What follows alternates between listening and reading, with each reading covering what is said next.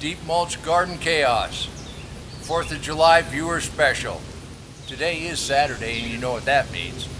We go to you and we celebrate what's going on in your garden. That's a fistful of tomato if I've ever seen one. That would go ahead and take a stroll around the garden before we get the barbecue going. It is the 4th of July after all, but the garden still needs tending. You know that heavy rain, all that water that was coming across here the other day? Over the last week, we've had so much rain, the kind of rain that would make a beginning gardener quit and make an old-time tiller wince. Well, it stopped, and I'm going to show you what a tomato looks like that had stood in the water for over a week. This is another reason why we use deep mulch. But in this area, I had no choice. Now right here, we had water running right through here. It was running constant for over a week.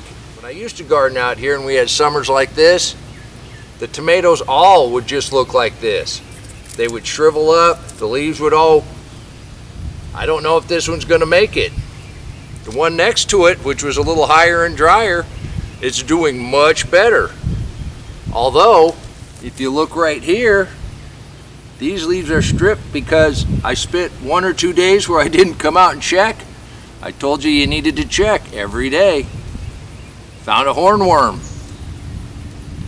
And they go ahead and strip your tomatoes very fast. But we still have some leaves down here that are browned out. We're going to go ahead and prune this up. Look at that. We've got a little cluster of tomatoes right there. And I think I'm going to go ahead and leave this sucker on this side. We may have to drop another string and trellis that. Unlike the tomatoes we just looked at that were standing in water for over a week, over here where the volunteer beans are trellising nicely, these tomatoes, they were planted in the mixed deep mulch and they're doing just fine.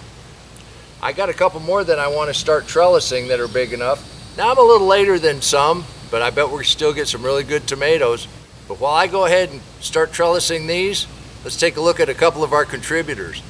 Since we're on tomatoes, let's take a look at Mike and Linda's garden. That's a fistful of tomato if I've ever seen one.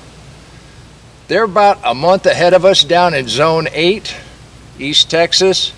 Their mixed deep mulch garden is just thriving. Mike, Linda, thank you. That is fantastic. It shows the power of the mixed deep mulch. Just look at this little pepper we got on here.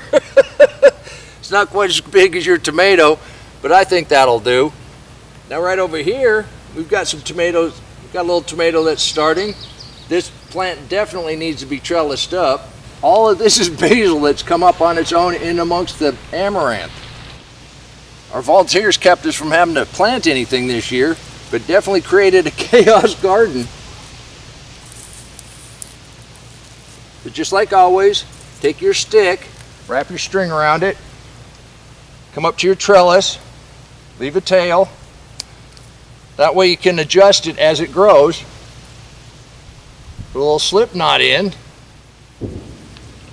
and then just wind your tomato around your string.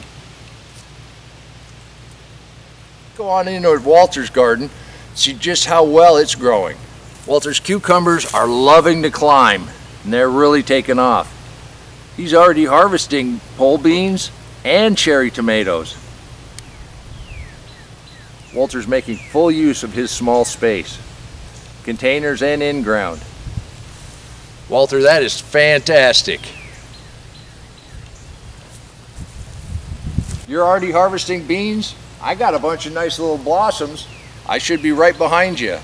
Well, let's go ahead and take a look at Art's bananas. He had a question about wasps. If you have wasps in your garden, leave them alone. If you don't bother them, they won't bother you, and they're hunting worms.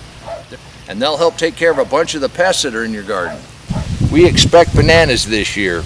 Not only is Art's banana flowering, he's got cantaloupe that are getting ready to get ripe.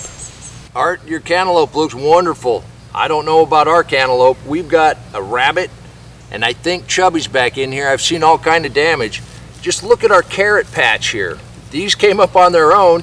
They were lush and just filled out the other day. But you know, one of our viewers wrote in and said, carrot-fed rabbit might not be so bad in November. Honestly, if we were trying to eat out of this garden all year round, we'd treat it a little differently. We'd be out here all the time. and the critters that want to share your garden, they'd become part of dinner. But right now we're just enjoying the garden, and the hardest work we ever do is harvest. The garden produces enough that we're able to eat every day, put up quite a little bit, and share quite a little bit. Now I did go ahead and get some pine shavings to help thicken this mulch up. You've seen how big the garden's got. My chip drop didn't show up. And the guy that I help hay, he hadn't called me yet, so I'm running a little short on mulch. And while I go ahead and get ready to spread some of this out, let's go ahead and take a look at another one of our contributors. Larry and Michelle in North Carolina's bucket garden is just producing like gangbusters right now. They're in Zone 7, North Carolina, where their blueberries and strawberries are just now coming on really strong. I understand they put up 10 loaves of zucchini bread. There's nothing like zucchini bread in January. Pull that loaf out of the freezer, oh my goodness. A little bit in the microwave with a little bit of butter. That's why we do it. Thanks for the motivation, and your garden looks fantastic. Happy 4th of July. And I want to wish everybody a happy Independence Day, 250 years. 50 years ago, I remember being a kid and getting on that freedom train and celebrating the 200th birthday. I can't believe 50 years of water's gone under that bridge. But I'll tell you, I've gone from tilling a garden to deep mix mulch garden and to a chaos garden. And Walter, happy 4th of July. I guess I'm harvesting pole beans in the amaranth. This bean has just kind of taken over these stalks, and that's kind of what I wanted this to do. We're letting the tall stuff support the ground stuff and the climbers, and I'm just seeing what's possible in a deep mix mulch garden, letting you guys know. I invite you to become a member of this group. We're just a loose-knit group of people that like to get our hands dirty and grow things that taste great. Without any chemicals, I bet this tastes great. And that's why we do it. It really is, because it tastes great. You can do this too. And see, if you look right here, Critter's been in here, took that ear of corn. And since Art saw what's going on with our corn, he wanted to tease me a little bit. Just take a look, corn's coming in northeast Oklahoma. He went to Walmart. It went from $1.25 an ear to 25 cents an ear. I still think ours tastes better. Well, we didn't lose all the carrots. This little volunteer patch right here under the banana's doing okay.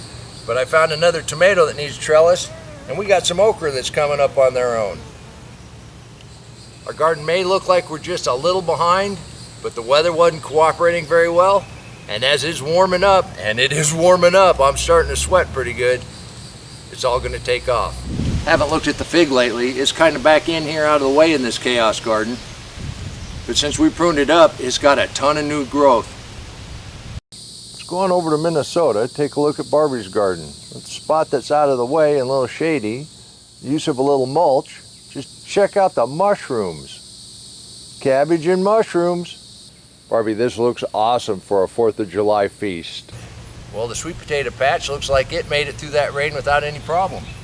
These vines are starting to come out pretty aggressive. And they're getting little roots on them already. I'm gonna bury that one back. Get some potatoes going. The amaranth that came up on its own, it's got some holes in it, but it's acting as a trap species. Whatever critters are out here, they're gnawing on the amaranth and not on the sweet potatoes, which was kind of the goal. Although, as we look around and some of these get kind of heavy, it's time to start cutting some of these flowers and drying them and harvesting some amaranth. Our peas are done. But we got our next crop. It's coming on really strong. We're going to have tons and tons of seeds. If you've never tried amaranth, you don't know what you're missing. Well, I want to thank you for stopping by on this 4th of July before you go out and have a barbecue. Stay safe out there.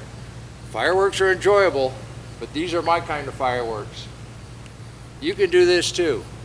And until next time, remember, take care of yourself, take care of your family, and God bless you.